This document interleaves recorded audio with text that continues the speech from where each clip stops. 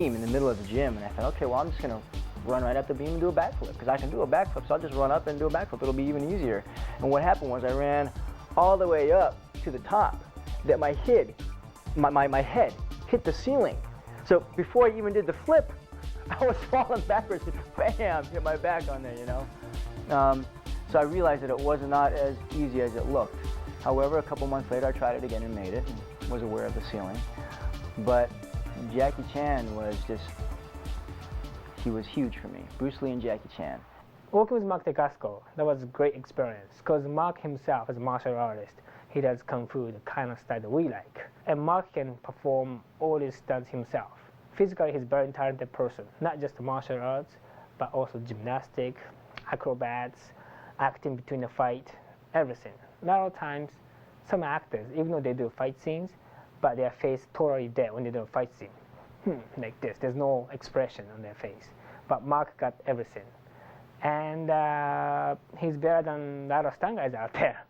So we had great fun. I asked Mark, can you do this? He said, sure, no problem. He performed. As an actor, Mark has got a real unique quality that a lot of the quote-unquote action stars don't have. It's a vulnerability, it's a likability, it's a charm that we really try to capture and drive. Instead of giving you just a tough guy, Mark brings a whole different aspect to it, where he can have that, but he also can be really vulnerable and tender.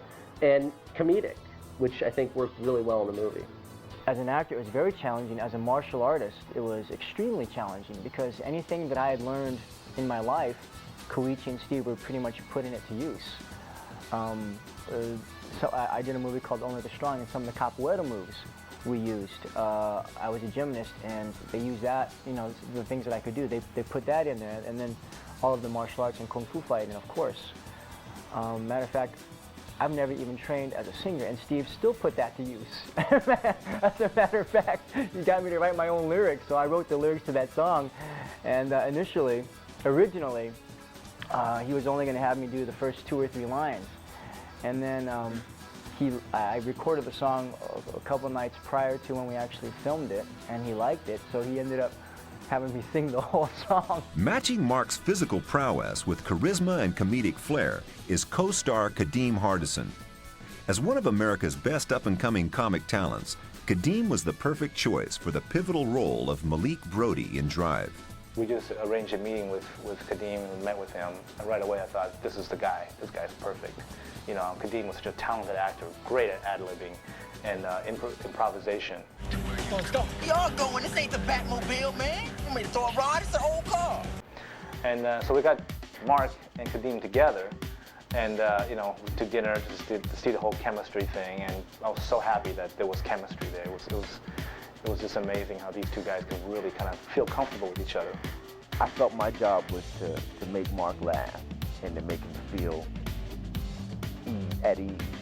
We were in the car one time, and he tells me this story about the bioengine that he has in his chest. And as an ad-lib, I said, really? Wow, that's a pretty amazing coincidence, Toby, because I have one in my ass. He wanted to really be serious in that moment. You know, that's one of those moments where, you know, he could come back at me with some fire. So when I say I have one in my ass, Mark goes, you can see him just smiling just a little bit, and he hates it. Every time he watches, every time he gets to that moment, he jumps up and he screams about he should have been serious in that moment. Well, he could have been, but it was funny. One of the great things about working with Kadeem is that as an actor, as a real life person, you never know what he's going to do. He could be just one liner, or maybe not even a line, and somehow the bastard sneaks in lines that are so funny and pertinent to the script that you just got to keep him in there, and Steve did. Steve was, I mean, he was the first one to crack up. Well, I'm trying to keep a straight face, working with Kadeem the funny man. In addition to his undeniable chemistry with Mark, Kadeem also sets the sparks flying with effervescent co-star Brittany Murphy, who played gun-toting wildflower Deliverance Bodine. When Brittany came on the set, she set it on fire and just gave me so much more to play off. She came on the set. We didn't meet before. I'd never said, I know she's from New York. So there we're connected. I feel like all of us, all the actors, anybody who comes out of New York are related. We're all related in some way because we come from that place. She came on the set. She blew it up. You know, I had no idea what to expect. And I didn't meet her beforehand, so I didn't know, you know, I knew that there was a whole bunch of different directions you could go with this character. And I probably was thinking that she was going to be really sexy and really, you know, hot and really, you know, full of it. And Brittany was just the perfect balance of all of that. And then sweet and innocent and adorable. So it was simple. All I had to do was listen to her talk and then react. And that made for great chemistry. I had to cast the role of Deliverance. And the way she was written in the script, she was written as a sort of a 16-year-old blonde, kind of wildflower, very sexy. I thought I should cast somebody who was young, but maybe not entirely sexy, you know, just somebody who's trying to be sexy. And saw over 100 different girls, very talented actresses. Some are just drop-dead gorgeous, you know. And, you know, none of them were really right. And then the name of Brittany Murphy came up. And I remember right away she played Ty in Clueless. And I had a very strong vision of her from the films. I thought, well, I don't know if she's right or not, you know. So she came by, we read her. The instant she walked in, I was like, wow, she looks totally different. She looked nothing like the way she looked in Clueless. And right away when she started speaking, she has just such an infectious attitude. And she's always giggly, always laughing. She could just like turn a gray day into a bright sunny day just by being in the room. She read once, literally just once, and I thought, boy, this is it. As well as its talented cast, the factor which most sets Drive apart from the rest of its competitors is the electric, hyperkinetic fight action which permeates the drama. With the notable exception of The Matrix, no other Western production has even come close to recreating the intricate, high-energy fight action indigenous to many of the Hong Kong projects, championed by directors like Jackie Chan, Sammo Hung, and Yuen Wo-ping. Steve and Koichi now reveal the secrets to their groundbreaking approach to cinema fight choreography. The big difference about shooting a fight scene like this in Drive versus a regular American film, like for instance, in a regular American action film, when they do a fight, they treat it like traditional barroom brawl. And what they do is they get two guys in there and like they'll do a pretty simple choreography or whatever, and the guys will go in there and they'll do a master shot. And they'll come in and they'll punch in for this guy's reaction and his punches. And they'll come back and they'll cover this guy's thing and they'll cut it together. Well, if I may be so bold as to say, I think people who do that really don't know what the hell they're doing. They just don't know. Because if you look at the way Hong Kong films are shot, the way the fight is choreographed, the way it's shot, it's all montage cutting. One shot, you see this amount of choreography, the camera moves with it, everything's there. The next shot, it's a continuation of the shot previously. The next shot, there's no master shots, there's no coverage, everything flows. It flows like water, as Bruce Lee would say. Usually, when we choreograph the fight sequence, I come up with the basic idea of the fight sequence. And as we walk through, I have a senior guy, Tatsuro, he's the leader of the Alpha Stunts. He watch over from behind, and he see my choreography. And he comes in and adjusts my choreography because he can see it as an audience point of view. Because when you choreograph by yourself, you go into it, so you don't know sometimes exactly what's good for the camera. So I have my senior guy watch me when I choreograph, and he can suggest me, oh, maybe Koichi, you should do this, better for camera this way. Maybe rhythm-wise, you're doing too much pam, pam, pam, pam. You should get kick here. You don't have a reaction for a while. Maybe you should pam, hit the guy reaction here. If you have too much reactions or too much reaction back to back, you have to break down the rhythm. So we all discuss together.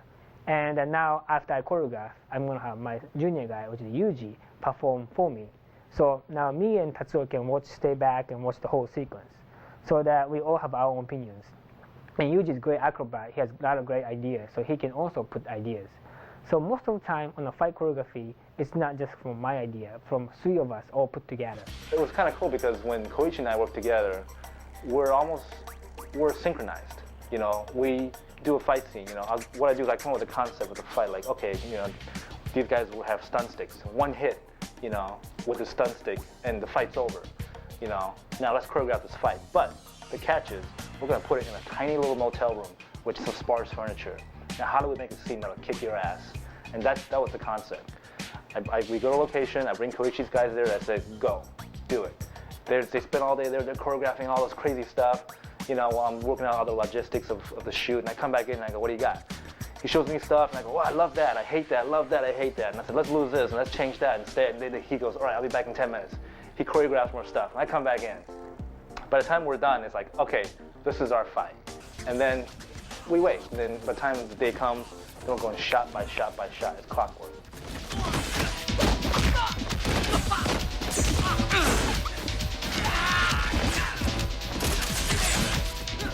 The camera itself, if you watch carefully, is all choreographed with the action.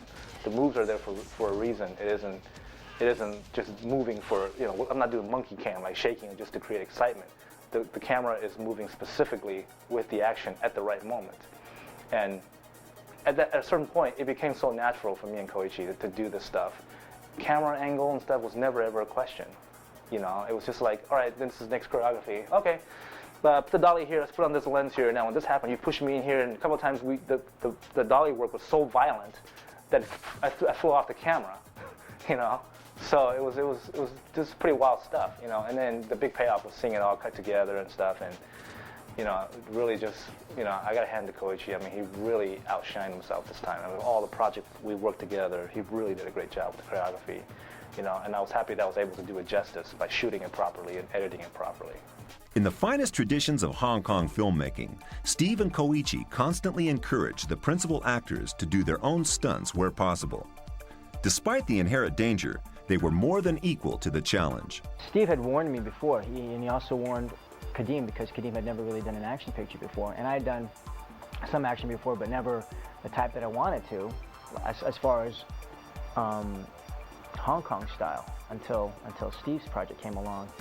And he said up front from the beginning that we will be coming home with scratches and bruises, and he wants the actors to make contact. He wants us to make contact with the stunt people and physical fighting contact, and they're going to do the same. You know, and he'll keep it as safe as possible, but he wants it to be as real as he can do it, as we can. And that got me excited, because I figured, okay, you know, we're going to take a beating, but if the film comes out even halfway the way we want it to, it's going to be worth it. I do all my own stunts. I do most of Jackie Chan's stunts. I did most of Mark's stunts. Yeah, I try not to talk about it too much, but I am a stunt man. I am a stunt man. Koichi Sakamoto, who is, you know, one of the stunt gods, we were kids. We grew up together, and studying in Hong Kong, you know, I taught him some things, he taught me some things. I was a huge influence on him. And I just love the fact that I could get him this job, you know, because he was like, you know, he was down and out, he was bumming, like, you know, the Power Rangers thing was nice, but, you know, nobody could ever see faces, you know, he wanted to be seen. And I said, all right, let me see, I'll talk to Steve, I'll talk to some of my people, I'll see if I can get you a job, because I'm working on this thing that could be pretty hot. and I'll see what I can do for you, because, you know, we were like brothers, you know, back in the old country. Due to Steve and Koichi's expertise, very few serious injuries were actually sustained during principal photography on Drive. There were, however, a few notable exceptions. Leading man Mark Dacascos recalls an unscheduled trip to the hospital. We were attempting this, you know, this big action-packed movie, and we had a small budget, so some of the props up to that point were actually, like, real. Yeah. And we were doing this club scene, and I don't even think Luke was striking at me. I actually hit his hand or something. And the club, you know, we should have had plastic ones, but like I said, budget. It was a hard, heavy wooden one. I kicked his hand and actually went flying out, and then ultimately hit my own head. And I had, I think it was 5 stitches right here. So and we didn't, you know, I went to the hospital that night and got stitched up. And the next day, Kadeem and I are doing his girl scenes when we got to Kadeem's house. And, you know, he's talking about cheeseburger and all that stuff. That stuff was all ad-lib too, by the way. It's funny. He's talking about his wife and all that, and we're going through his child's bedroom. And if you watch that scene, you'll notice that you see Kadeem's full-on close-up, and you'll see me like this all the time. And the few times you do see this side, it's like, oh, he really is Chinese, you know? Because it's kind of puffy.